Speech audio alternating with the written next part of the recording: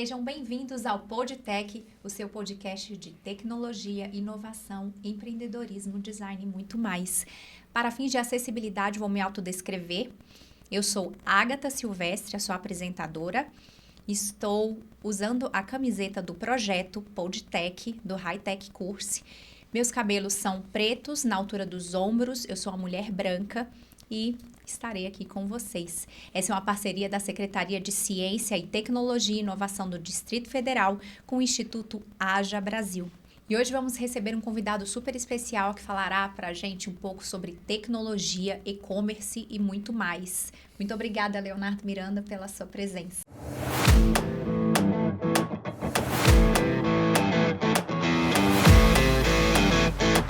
Eu agradeço, Ágata. Vai ser um prazer enorme compartilhar um pouquinho da minha jornada empreendedora e os desafios e oportunidades que tem nesse segmento. Que maravilha. Eu queria que você falasse um pouco, dessa jornada aí da área da tecnologia, do e-commerce. Eu estou super curiosa. Separei algumas perguntas aqui para a gente sanar as nossas dúvidas. Tenho certeza que quem está também nos assistindo também vai ficar muito feliz de saber esse seu tempo aí na área de tecnologia e de grande sucesso. Pode deixar, porque hoje o e-commerce, assim, aqui em Brasília principalmente, é um segmento que está crescendo muito e existe uma demanda muito grande, e depois da pandemia isso só se fortaleceu. Então existem diversas oportunidades, desafios que a gente precisa entender, e o mercado está precisando de muita gente para apoiar nessa trajetória digital.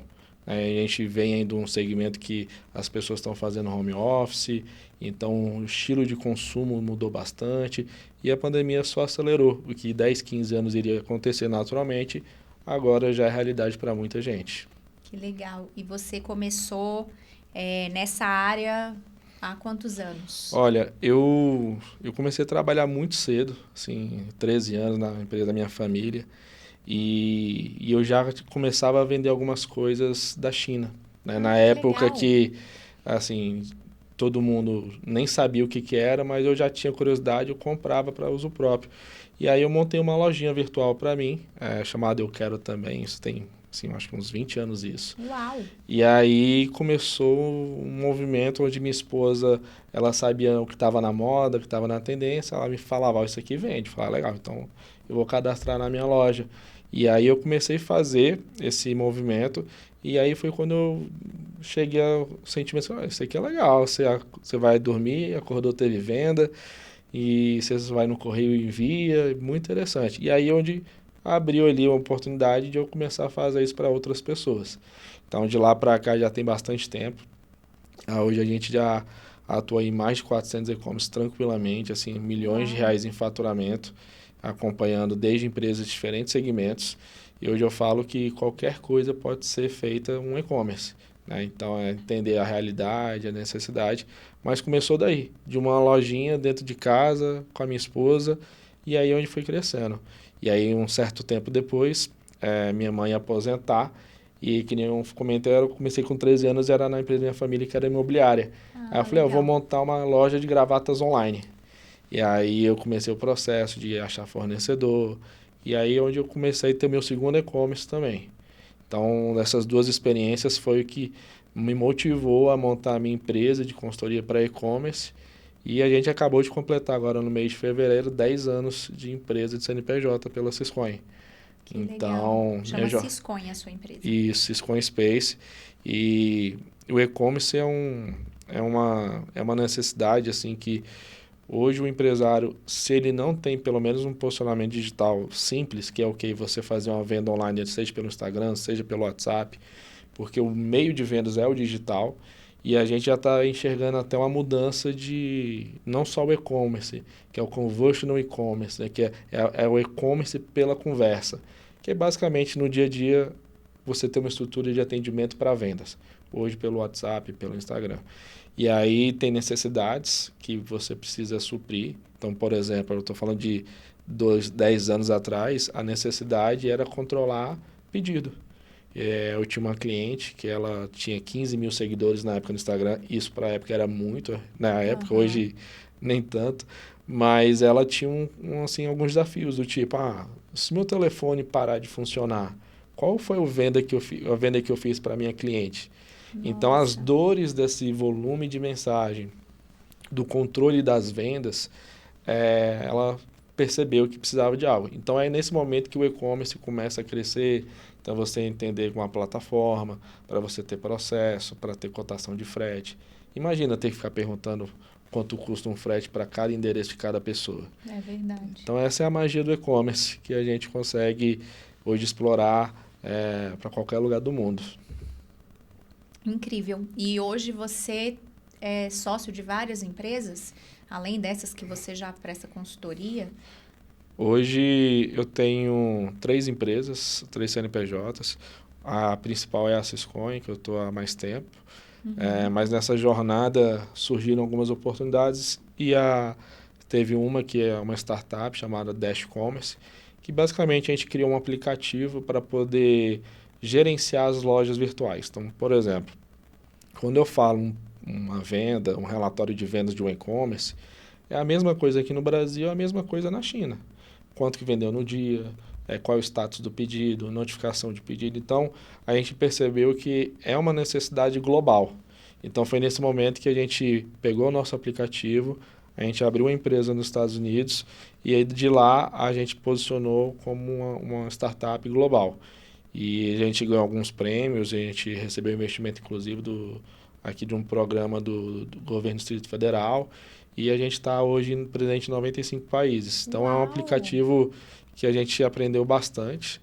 E aí nesse caminho também eu acabei virando sócio de alguns clientes meus, da Atacadíssima, que é também um projeto que eu tenho bastante carinho, porque vem no modelo tradicional de venda de roupa, já era do e-commerce, mas a gente entendeu que poderia ser um pouco diferente, com uma visão mais de tecnologia. Então, eu até brinco que hoje lá eles não são uma loja de roupa, eles são uma fashion tech. Então, porque o objetivo não é só vender a roupa, existe todo um ecossistema em volta, e hoje são essas 3 empresas. E obviamente que eu trabalho com outros projetos, mas são clientes meus, que eu estou ali ajudando diariamente, muito parecido como um sócio, mas como um consultor para essas empresas. Que legal, hein, Léo? Achei interessante, né, de você falar da Dash Commerce, né? Que vocês criaram, né, um aplicativo. Então, sua empresa também cria, né, página de vendas, aplicativos, essas coisas, né, que precisam ali necessariamente dentro de não necessariamente, né, mas num e-commerce, por exemplo, né, sempre precisa de ter um site ali, então você cria toda essa estrutura? O aplicativo ele surgiu com uma necessidade interna. Então, assim, a gente queria facilitar a vida do nosso cliente com relatórios automatizados. Então, Legal. por exemplo, a gente sabe que hoje o empreendedor, ele tem limitação de recursos, de pessoas, então ele não tem a cultura de fazer um fechamento de caixa bem feito, de ele ter um alerta rápido, você acabou de fazer uma venda, então quanto mais rápido você enviar essa roupa para o seu cliente, mais satisfeito o seu cliente vai ficar. Então, essa necessidade surgiu como um apoio para o nosso cliente. Então, a gente investiu assim, com equipe, tecnologia, assim, um valor bem considerável para ajudar a dar um apoio ali, tipo, ser um assistente do e-commerce. E aí hoje, que nem eu comentei, ampliou a necessidade e a gente desenvolve hoje projetos de aplicativos, mas eu comento que até para fazer aplicativo você tem que fazer um estudo de necessidade. Porque o que tem de gente aí que tem uma ideia incrível, mas eu brinco assim, olha, se teu aplicativo ele não vai ser utilizado todo dia, ele não precisa ser um aplicativo. Porque hoje a mulher ela deleta o seu aplicativo para liberar espaço, para ter mais espaço para as fotos. É verdade. Então, se você não usa, não precisa de aplicativo. Que legal, interessante.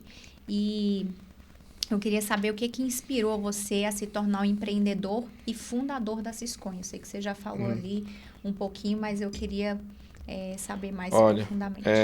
Assim, hoje o que me inspirou inicialmente foi uma motivação e até como um mentor na minha vida, que foi o meu tio, que enfim, ele me acompanhava ele, comecei a trabalhar muito jovem, e ele tinha uma visão empreendedora muito assim, incrível, ele foi muito bem sucedido no segmento que ele estava, ele já chegou a falecer, Mas ele me desafiava muito no sentido, cara, você não vai ser um bom empresário se você não fizer isso, isso, isso.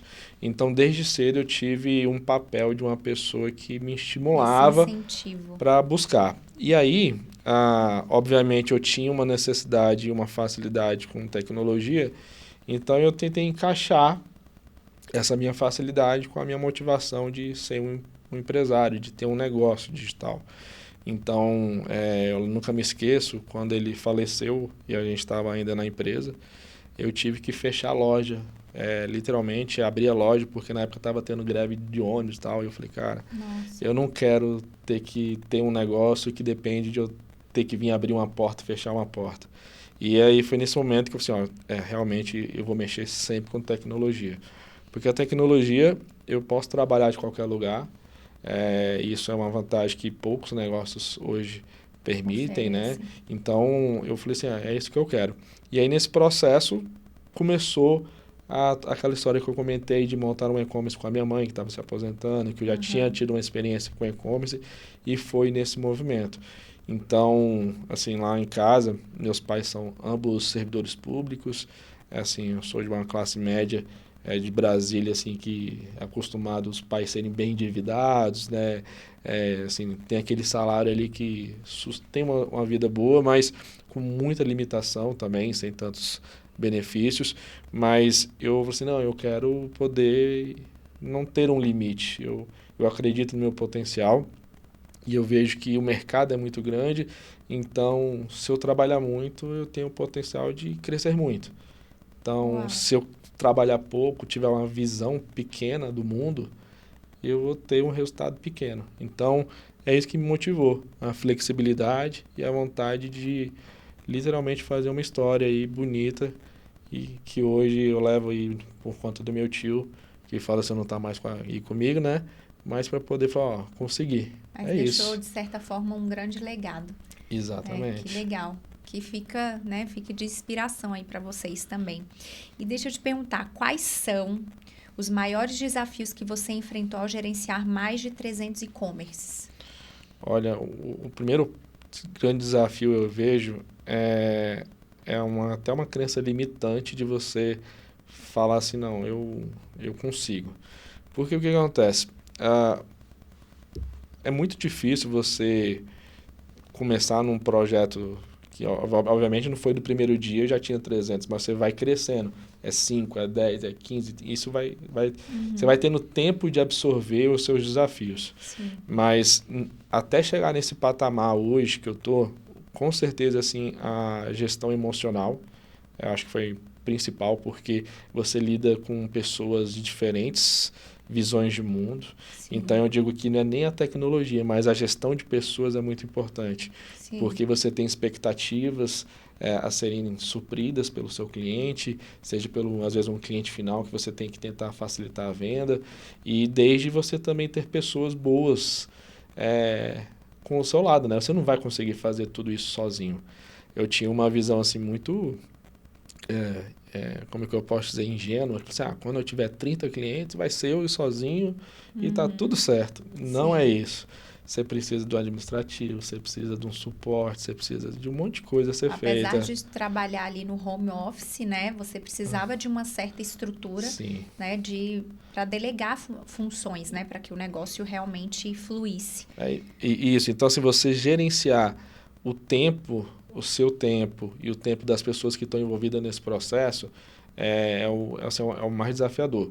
E a tecnologia entra para te ajudar. Então, assim, você tem que ser até um pouco analítico, assim, Sim. Gostar muito de agenda, controlar tarefas para você não perder prazos. Então, esse é o maior desafio, essas mudanças de contexto também, né? Então, uma hora eu estou olhando para um negócio, uma hora eu estou olhando para outro, uma hora eu sou programador, uma hora eu sou administrativo.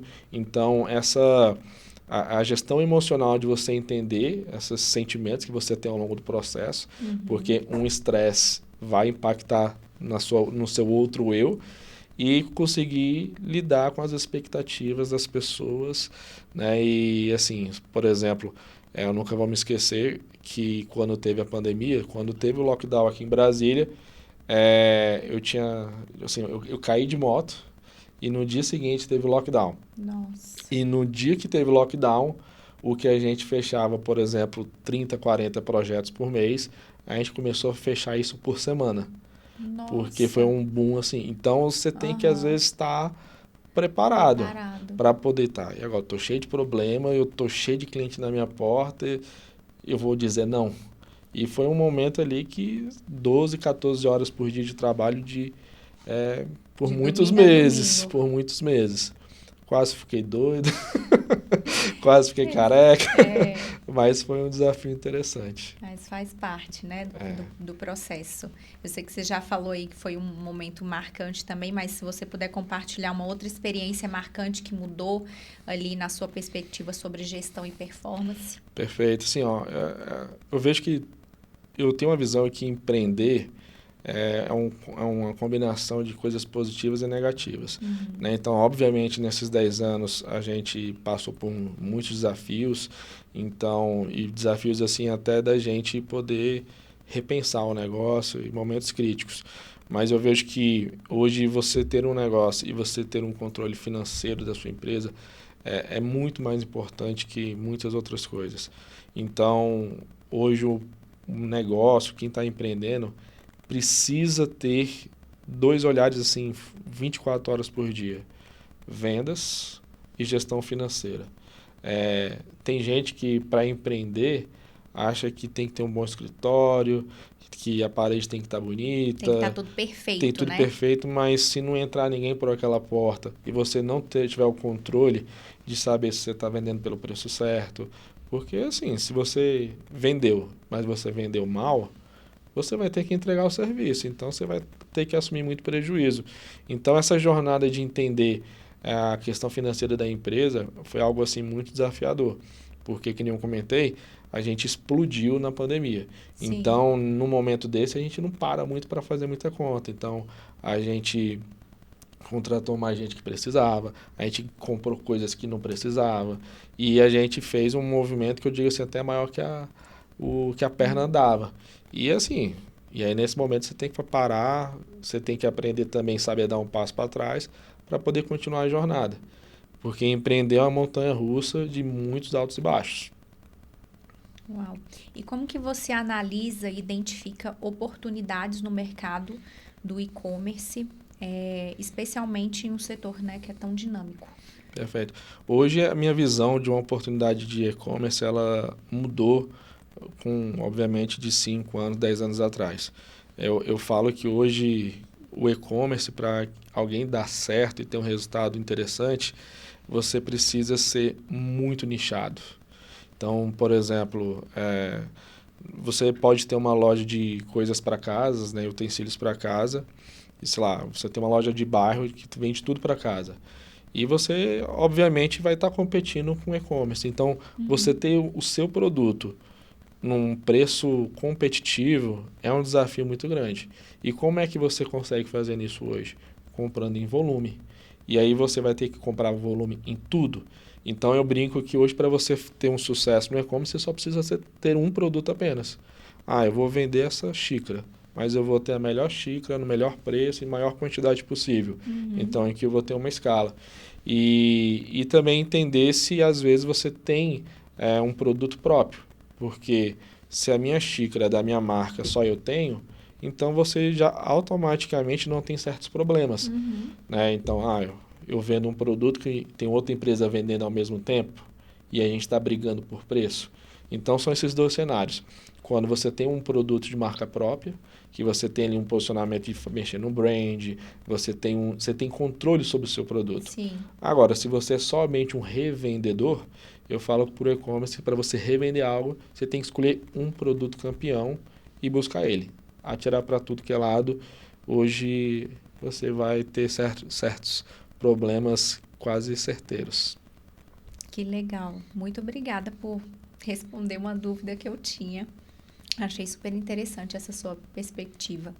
É, e eu queria também saber qual foi o erro mais significativo que você já cometeu nessa sua jornada empreendedora aí e o que que você aprendeu com esse erro. Olha, isso aí foi um erro que eu aprendi e precisou de ter um sócio para falar.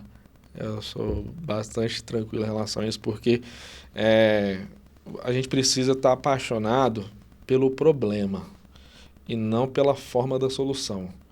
Então, isso é natural do empreendedor, ele se apaixonar pelo seu jeito.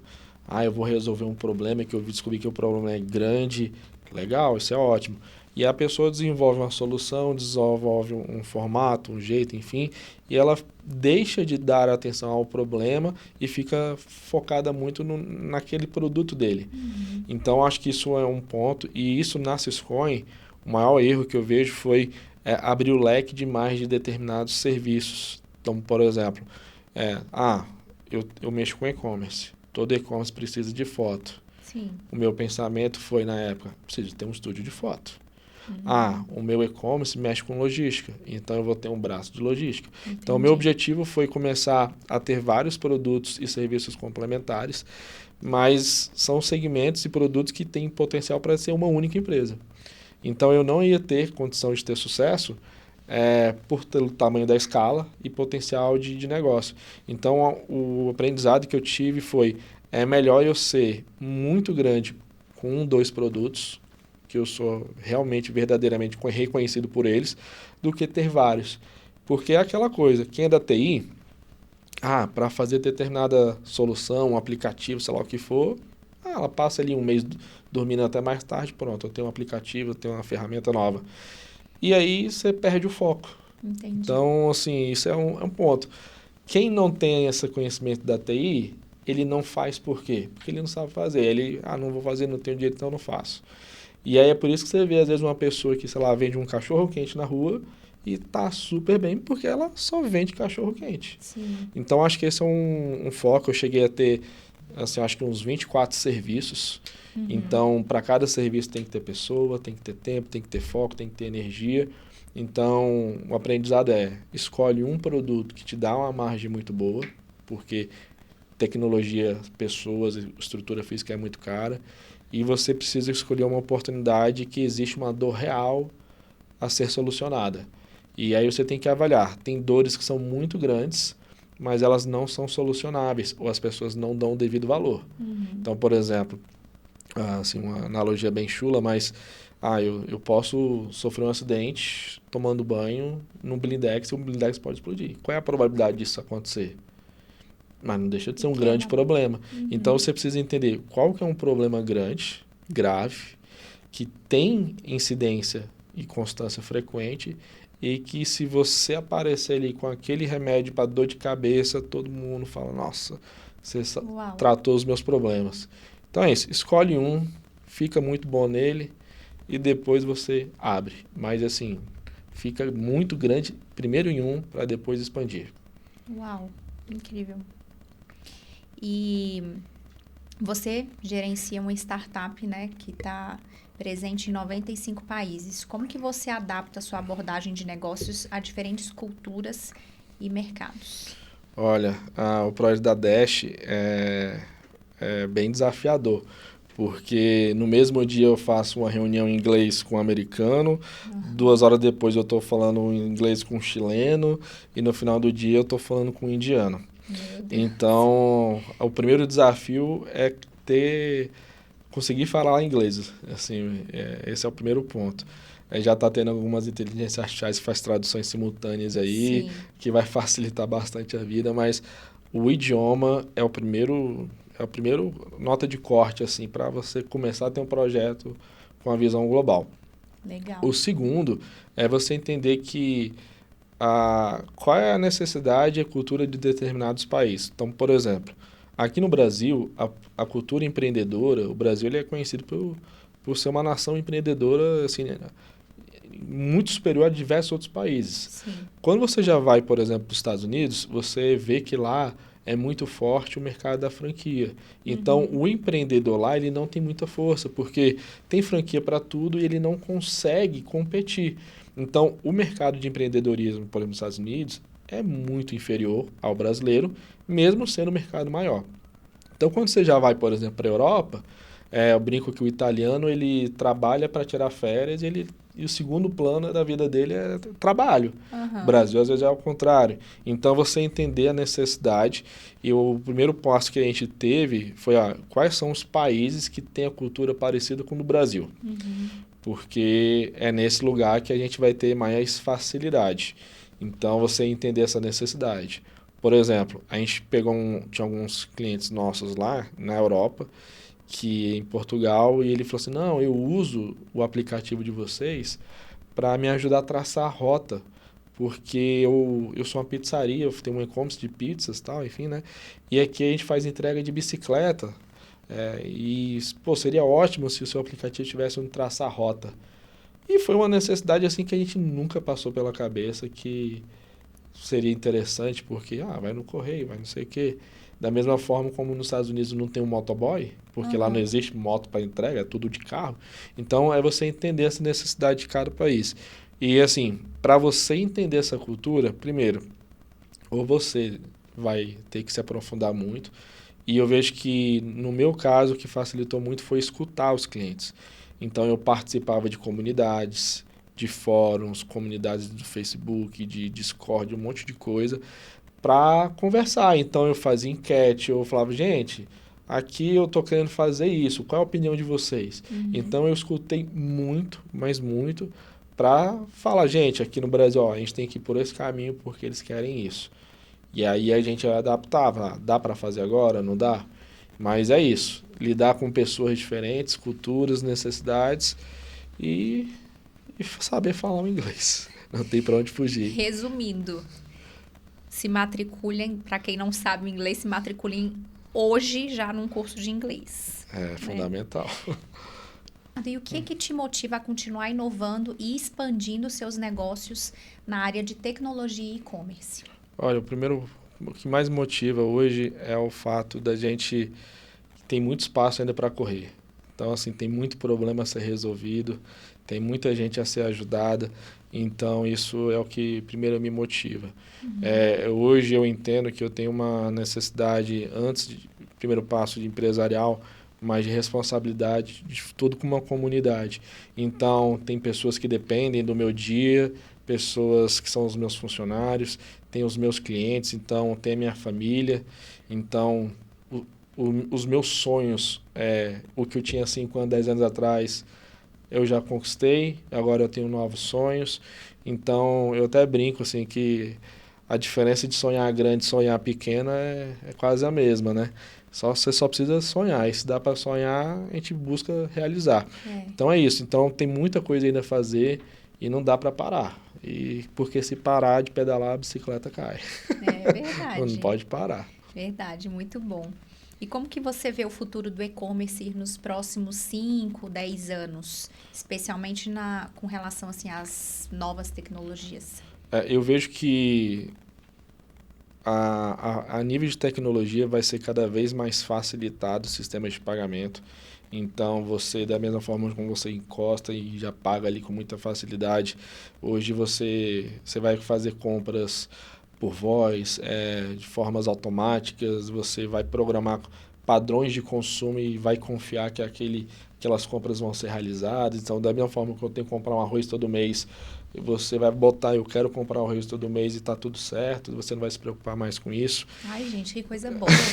Vai facilitar bastante a minha vida de dona de casa. E é o que a gente chama de você ter a previsão de compra. Então, Entendi. pensa comigo, se eu sou um mercado e eu sei que todo mês a Agatha compra um arroz, por que eu já não vou, antes da data que ela normalmente compraria, e falar, Agatha, olha, você já não, eu sei que você está precisando, está acabando o seu arroz, você já não quer comprar? Então, você prever a necessidade de consumo baseado no histórico do cliente é algo que está cada vez mais em crescimento. E poucas empresas estão sabendo entender isso. Por quê? Não registram dados, não tem um CRM, não tem uma ferramenta de histórico de compra. E você prever algo baseado em achismo é impossível. Então, esse é um caminho que eu vejo que vai crescer. E quem dominar essa previsibilidade vai entrar um mês com um faturamento bom e resolvendo a vida de muita gente. Que legal. E deixa eu te perguntar, quais as tendências que você acredita que irão moldar o comportamento dos consumidores online nos próximos anos? Eu sei que você já falou aí um pouco, mas eu queria saber o que vai moldar aí nos próximos anos. Tudo que é de necessidade recorrente, isso tende a se digitalizar.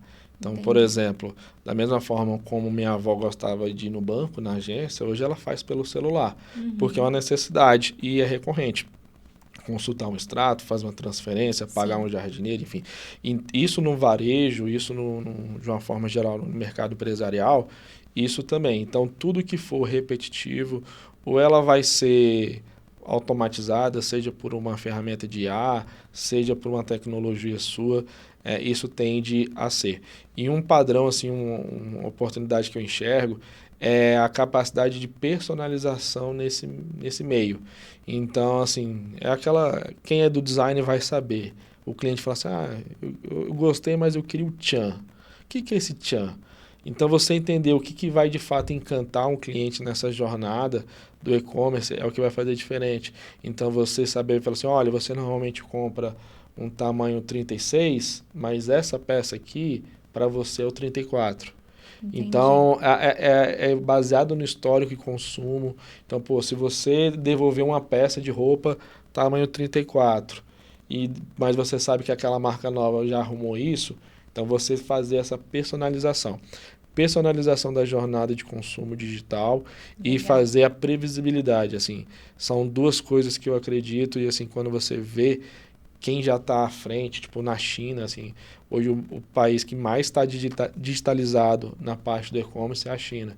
Então hoje você faz pagamento pela íris do olho. Se você faz pela íris do olho, não tem fraude. E o Brasil é um dos países que mais tem fraude de cartão de crédito. Então, as empresas tomam muito prejuízo em relação a isso. Então, se você começa a ter soluções onde começa a resolver esses problemas, muita coisa vai facilitar. Então, tem que saber aproveitar, mas são essas duas vertentes grandes aí que eu enxergo. Facilidade de pagamento, personalização e previsibilidade. Legal. E se você pudesse voltar lá atrás no tempo, qual o conselho que você daria para si lá no início para não ter cometido, às vezes, alguns erros ou alguma coisa que fosse interessante de fato para você chegar onde você chegou hoje? Olha, Adiantar o processo. Se eu voltasse e encontrasse com o Léo aí de alguns anos atrás, a primeira coisa que eu falaria é o seguinte, olha, sonhar grande dá o mesmo esforço que sonhar pequeno. Então, pensa aí numa visão grande, porque às vezes o que você acha grande, você pode chegar rápido demais nele, e aí você, eita, cheguei onde eu queria, então o que eu posso fazer agora? Então, se você botar um objetivo, que realmente às vezes é muito difícil você falar assim, cara, eu não tenho dinheiro, não tenho gente, e cara, isso é impossível. Mas as coisas começam a acontecer e quando vê, aconteceu. Então, bota uma visão assim de médio e longo prazo, não bota uma missão Não assim. sonhe pequeno, né? Porque, vou dar um exemplo. Para eu vender 100 mil por mês, basta 10 clientes, dependendo, ou 100 clientes de 1.000, sabe? Então, não é tão difícil. Sim. Óbvio que tem uma dificuldade, mas pensa grande, porque você vai ter que ficar fiel a isso. E se você não tem essa visão, normalmente você vai ser guiado pelo sonho de outras pessoas. Sim. Então, eu acho que isso é um recado que eu daria para o Léo. E vira bom de matemática. Que é o seguinte, se você tem um produto, quanto ele vale, você vai ter de custo, quanto vai sobrar para você e avalia. Se isso for bom, vai embora. Se não fecha a conta, nem começa nem perde tempo. Troca de ideia, troca de jeito e segue firme. E acredita, porque assim, o desafio é você começa a se questionar, sabe, Agatha? Então, tipo assim, será que eu estou no caminho certo? Sim. Nossa, eu já acordei desanimado. Mas assim, se você tem uma visão de médio e longo prazo, tanto faz ter um probleminha ou outro no mês. O foco é lá, né? O foco é lá. Que legal. Muito obrigada, Léo. Foi um prazer ter você aqui. Sanou com certeza várias dúvidas nossas e eu estou muito feliz. Foi muito bom conversar com você e entender um pouco aí sobre sua jornada, sua carreira de sucesso, que ainda aí eu acredito que só está começando, né? Tem muita coisa para acontecer. Tem muita coisa para acontecer. Muito obrigada, viu, Léo? Obrigado, Agatha, pela oportunidade de compartilhar aí um pouco da minha jornada. E é isso. Acredito no seu sonho que é possível. E não se esqueçam de se inscrever no nosso canal do YouTube. Lembrando que essa é uma parceria da Secretaria de Ciência, Tecnologia e Inovação do Distrito Federal com o Instituto Haja Brasil. E acessem aí também nosso Instagram, @hightechcurse.